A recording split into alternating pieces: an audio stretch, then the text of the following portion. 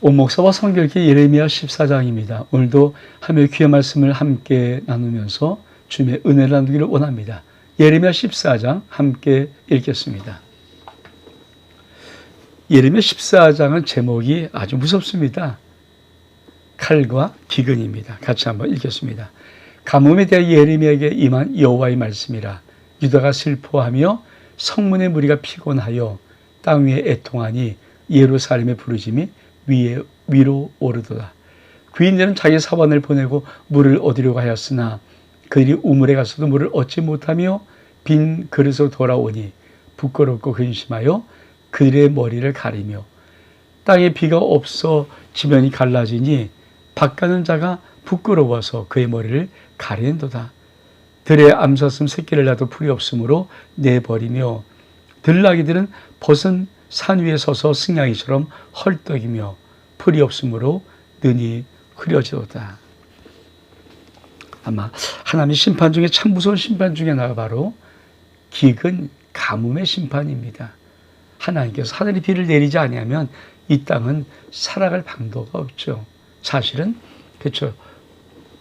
오래전에 저 북한은 가뭄으로 말미암아 300만의 아사자 죽음에 이르는 사람들이 있었다는 것을 우리는 이미 알고 있지 않습니까? 정말 기근 가뭄은 하나님의 심판 중에 참 무서운 심판입니다. 우리 말씀을 좀 천천히 좀 볼까요? 이 14장은 칼과 기근이란 말입니다. 가뭄이란 예레미야에게 임한 여호와의 말씀이라. 자, 아무리 유다가 슬퍼하고 우리가 피곤하여 땅에서 애통하는데 예루살렘 부르짖음이 하늘에 오르다. 왜? 가뭄 때문에. 기근, 가뭄이 그들의 삶을 너무 힘들게 하는 거죠. 그래서 남은 유력자가라도 사환들을 물을 얻으려고 보냈으나 물이 없습니다. 우물에 가서도 물이 없어 빙그러 돌아오니 부끄럽도다. 땅에 비가 없으면 어떻게 합니까? 지면이 갈라지고 밭간지가 부끄러워서 머리가 가려집니다. 들에 암사 새끼를 낳아도 풀이 없으므로 내버리며 들나귀는 벗은 산 위에 서서 승냥이처럼 헐떡이며 풀이 없으므로 눈이 흐려졌다. 정말 가뭄의 처참한 현상을 이 자연과 사람에 대한 부분으로 말을 합니다. 7절은 이렇게 시작합니다. 여호와여, 우리 죄악이 우리에게 대하여 증언할지라도 주는 주의 이름을 위하여 일하소서. 우리의 타락함이 많으니이다. 우리가 주께 범죄하였나이다. 이스라엘의 소망이시요 고난 당할 때 구원자시요 어찌 이 땅에서 거류한 자같이 하룻밤 유숙한 자가 나그네같이 하시나이까. 어찌하여 놀란 자 같으시며 구하지 못하는 용사 같으시니까. 여호와여, 주는 그래도 우리 가운데 계시고 우리는 주의 이름으로 일컬음을 받는 자연이 우리를 버리지 마소서. 사실 이런 지독한 하나님의 심판의 가뭄이 올 때, 그렇죠? 고백한 첫 단어가 뭘까요? 회개입니다. 주께 범죄했습니다. 그렇죠? 내가 주께 범죄했습니다. 회개. 뿐만 아니라 우리가 더 나가서 한 걸음 어떻게 나가야 됩니까? 하나님에 대한 구원의 갈망을 외치는 거죠. 그래서 이렇게 말합니다. 이스라엘의 소망이시고 고난당할 때 구원자이십니다. 근데 그 하나님이 그렇죠. 이 땅에 거류한 자같이 나그네같이 하루만 유숙한 나그네처럼 지금 쉽게 말하면 손님처럼 그렇게 하신다는 거예요. 그래서 어떻게 합니까? 그래도 여호와의 주는 그래도 우리 가운데 계시고 주의 일컬음을 받으시는 자요. 주의 이름으로 우리는 일컬음 받는 자요니 우리를 버리지 마소서. 그렇죠. 하나님의 처분은 말할 수 없죠. 사실 인간이 뭐 어떤 고난과 환난과 어려움을 당하지 않을 때는 뭐 기고만장하다가도 사실은 막상 고난 현장 앞에 나오면 하늘의 처분만 바랄 수밖에 없습니다. 10절에는 뭐라고 말합니까? 여호와께서 이 백성이 이와 같이 말씀하시되 그들이 어그러진 길을 사랑하여 어그러진 길을 사랑한다. 그의 발을 멈추지 아니하므로 여호와께서 그들을 받지 아니하시고 이제 그들의 죄를 기억하시고 그 죄를 벌하리라 하시고 여호와께서 또 내게 이르시되 넌 이 백성을 위하여 복을 구하지 마라. 그리 금식할지라도 내가 그 부름을 듣지 아니하겠고 번제와 소제를 드릴지라도 내가 그것을 받지 아니할 뿐이라 칼과 기근과 전염병으로 내가 그들을 멸하리라. 여러분, 가장 힘든 것은 무엇일까요? 아버지 마음도 다칠 수 있다는 거죠. 지금 하나님의 백성이 어떻게 합니까? 그렇죠. 어그러진 길을 사랑하여. 하나님이 말씀할 때 그들이 어그러진 길을 사랑하고 발을 멈추지 아니한다. 그래서 내가 그들의 죄를 기억하고 그 죄를 벌하겠다. 그러면서 하나님은 복구하지 마라. 그리 금식하고 뭐 번제와 소제를 드려도 나 받지 않고 우리 내가 칼과 기가 전염병으로 그들을 멸하리라.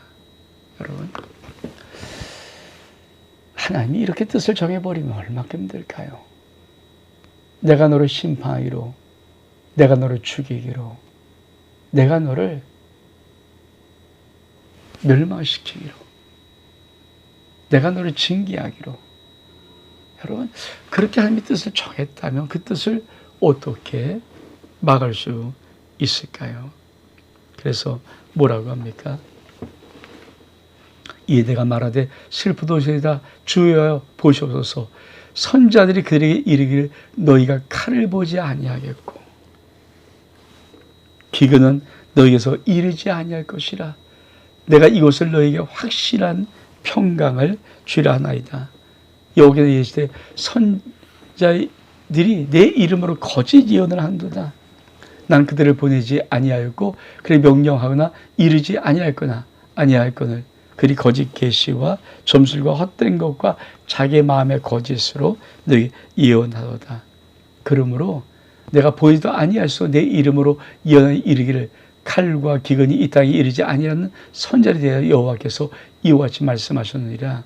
그 선자는 칼과 기근으로 멸망할 것이요 그 예언을 받은 백성은 기근과 칼로 말미암아 예루살렘 거리 던짐을 당할 것인즉 그들을 장사할 자가 없을 것이요 그들의 아내와 아들들이 딸이 그렇게 되리니 인자가 그들의 악을 그 위에 부음이라. 너는 이 말로 그들에게 이르라. 내 눈이 밤낮으로 그치지 아니하고 내 눈물을 흘리니 이는 처녀의 딸 내 백성이 큰 파멸 중한 장치로 말미암아 방함이라. 내가 들여나간 즉 칼에 죽은 자요 내가 섬에 들어간 즉 기운으로 병든 자며 선자 세상이나 알지 못한 땅으로 두루 다니도다.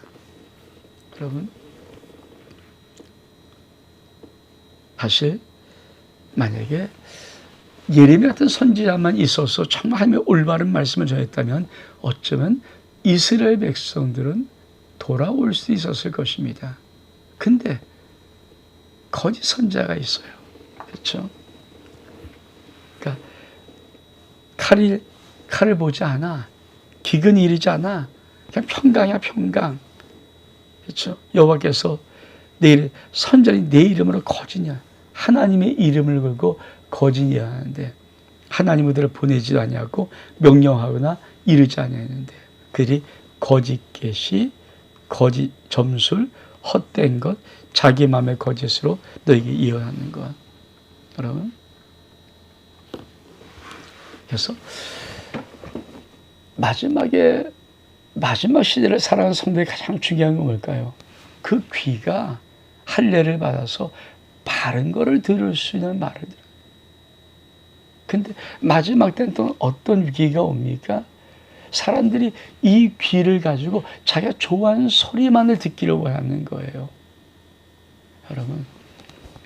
여러분은 주의 종이 하나님 말씀을 가감없이 그대로 전하는 것이 여러분이 좋습니까?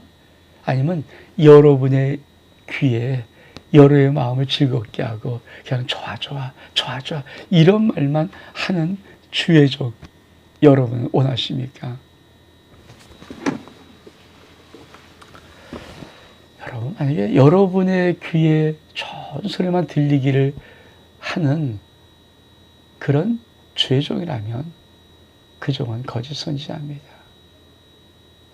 사실 물론 하나님이 다 책망이 있지는 않습니다. 저도 하나님의 놀라운 사랑과 축복의 은혜를 많이 여러분에게 원합니다. 그러나 하나님은 때로 따끔한 혼내심이 분명히 있습니다. 그 징계를 우리가 받아야 우리가 어그러진 길에서 우리 발이 멈추고 다시 하나님께 돌아올 수 있는 길이 열리는 것입니다. 근데 유다 민족은 참 안타깝게도 하나님이 보내지 않은 거짓 선지자가 있습니다. 그래서 뭐라고 말합니까? 그러므로 내가 보내지 아니하여서 내 이름으로 예언하여 이르기를 칼각이 이 땅에 이르지 아니한다. 근데 너 그 선지자는 칼각에 명할 것이고 그 예언을 받는 백성도 기근과 칼에 망할 것이다. 참, 넌 이 말로 그들에게 이르라. 내 눈이 밤낮으로 그치지 아니하고 눈물을 흘리리니 이는 처여 딸 내 백성의 큰 파멸과 주한 상처로 말미암아 망함이라. 여러분, 예레미야 선지자는 울고 있는 예레미야 선지자 위에 울고 계신 하나님. 어쩌면 예레미야 선지자는 하나님 대신에 울었던 하나님의 선지자였을 것입니다. 안타까이 나를 바라보시면서 마음이 먹먹하신 하나님 아버지를 혹시 여러분 보고 있지 않습니까?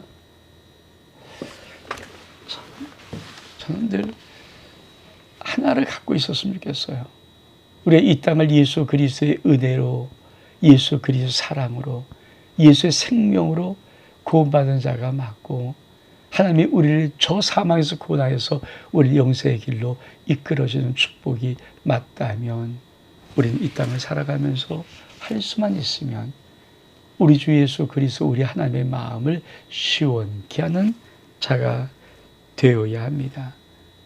근데 유다 백성은 하나님의 백성임에도 불구하고 하나님의 눈에 눈물을 흘리게 하는 그런 백성이 되고 말았습니다. 자, 그런다면 어떻게 말합니까? 주께서 저를 온전히 버리시나이까? 주의 심령이 시온을 싫어하시나이까? 어찌하여 우리를 치시고 치료하지 아니하시나이까? 우리가 평강을 바라도 좋은 것이 없고 치료받기를 기다리나 두려움만 보나이다. 여호와여, 우리의 악과 우리 성의 죄악을 인정하나이다. 우리가 주께 범죄하였나이다. 주의 이름을 위해 우리를 미워하지 마옵소서. 주의 영광의 보좌를 욕되게 마옵소서. 주께서 우리와 세우신 언약을 기억하시고 피하지 마옵소서. 이방인의 우상 가운데 능히 비를 내리게 할 자가 있나이까? 하인 등의 소나기를 내릴 수 있으리까? 우리 하나님 여호와여, 그리한 자는 주가 하시나이다. 그러므로 우리가 주를 앙망하옵는 것은 주께서 이 모든 것을 만드셨음이니이다. 마지막 이 예레미야 14장은 어떻게 끝납니까? 간구합니다. 백성이 주께 간구하다. 그렇죠. 아무리 소망 없어지라도 하나님은 우리의 하나님이시니까 우리는 소망을 갖고 하나님께 돌아와서 간구해야 됩니다. 그러면 어떻게 간구합니까? 그렇죠. 첫 번째, 인정하는, 우리와 우리의 악과 죄악을 인정합니다. 우리가 주께 범죄하였나이다. 그렇죠. 우리가 주께 돌아오는 가장 중요한 것은 내가 내 죄를 인정하는 것입니다. 왜 우리가 하나님께 온전히 들어오지 못할까요? 성도들이 자기의 악과 죄를 하나님 앞에 인정하지 않으면 우린 돌이킬 수 있는 마음이 없어집니다. 사라지기 시작합니다. 그래서 인정. 두 번째로 어떻게 나와야 됩니까? 주의 이름을 위하여. 그렇죠. 주의 이름을 위하여. 여러분, 주의 이름을 위해서 우리를 미워하지 마옵시고 주의 영광의 보좌를 욕되게 마옵시고 주께로 세우신 언약을 기억하여 피하지 마옵소서. 주의 이름을 위하여. 그러니까 우리 회개하는 기도의 제일 중요한 것은 우리 죄를 인정하고 돌아서는 것이고, 두 번째는 사실 우리를 위한 것이 아니라 주를 위하여. 웬만한 삶이 진실한 삶이 바뀌지 않을까요? 나를 위해서요. 여러분, 다윗과 사울의 가장 큰 차이가 뭔지 아십니까? 사울은 하나님의 명령을 어겼어요. 불순종했어요. 그래서 사무엘이 급히 와서 하나님이 너를 버렸다고 말합니다. 그리고 가려고 합니다. 그랬더니 사울은 나를 위해서, 내가 왕이지 않습니까? 나를 위해서 한번 당신이 좀 나에게 좀 어떻게 좀 축복 좀 해주세요. 이러고 나갔던 자가 사울입니다. 끝까지 자기였습니다. 하나님이 얼마큼 마음이 힘드신지 아픈지 생각하지 않고 나를 위해서. 근데 다윗은 사울보다 어마어마한 죄를 범했죠. 간음죄를 범하고 살인죄를 범했습니다. 하나님이 나단을 통해서 책망할 때 다윗은 내가 주께 범죄하나이다. 고백이 다릅니다. 사울은 끝까지 나를 위하여지만 다윗은 내가 주께 범죄하나이다. 주님, 여러분은 여러분을 위하십니까? 주를 위합니까? 여러분, 내가 나를 위해서 좀 이렇게 하는 것은요, 우리 하나님의 마음에 아직도 여러분이 온전히 드려지지 않은 것입니다. 사실 우리가 자기를 산 자가 없다고 말하지 않습니까? 살아도 죽어도 주를 위하여. 여러분, 이것이 믿음의 기초입니다. 기초. 이 은혜가 저의 삶 속에 있기를 원합니다. 그러면서 이렇게 이방의 우상가 등이 비를 내리게 할 자가 있나이까? 하늘이 등이 소나기를 내릴 수 있으리까? 우리 한 여호와여, 그리한 자는 주가 아니시나이까? 그럼 우리가 주를 앙망하옵는 것은 주께서 이 모든 것을 만드셨습니다. 마지막에 하나님밖에 없습니다. 하나님밖에 일할 수 없습니다. 그렇습니다. 이게 참 중요한 거죠. 우리가 우리의 죄와 악을 인정하고 주님의 이름을 위하고 그 다음에 하나님밖에 없으므로 하나님이 누구신가를 고백하고 성할 때 우리의 회개가 온전히 되어지는 것입니다. 사랑하는 성도 여러분, 우리는 나를 위해 살아간 자가 아니라 예수 믿는 우리는 주를 위한 자입니다. 온 목사와 성결기 예레미야 14장 여기서 마칩니다. 샬롬.